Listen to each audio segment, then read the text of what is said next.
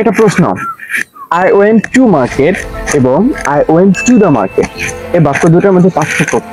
আপনি যদি এই সব বাক্য দুইটার পার্থক্য না জানেন তাহলে আপনার জন্য বিপদ। একবার ভাবুন তো, ভাইবা বোর্ডের চেয়ারম্যান আপনাকে জিজ্ঞাসা করলো যে where did you go yesterday, আপনি যদি উত্তর দেন I went to market, boss, তাহলে কিন্তু ভাইবা বোর্ডের স্যারেরা কনফিউজ হয়ে যাবে। দেখুন, অনেকেই বলে যে আই ওয়েন্ট টু মার্কেট বা ই ওয়েন্ট টু স্কুল বা আই কেম টু অফিস, এই বাক্যগুলো কিন্তু ভুল। তাহলে সঠিক কি?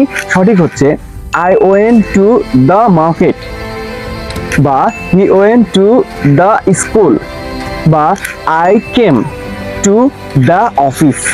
এই যে মার্কেট, স্কুল বা হচ্ছে অফিস, এই শব্দগুলোর প্রথমে কি বসেছে? বি। প্রত্যেকটা শব্দের প্রথমে বি বসেছে।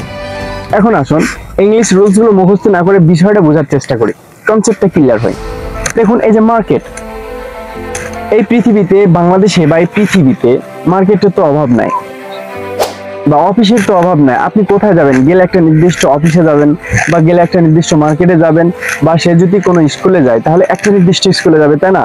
এই স্কুলগুলোকে নির্দিষ্ট করে বোঝার জন্য তার পূর্বে কি বসেছে?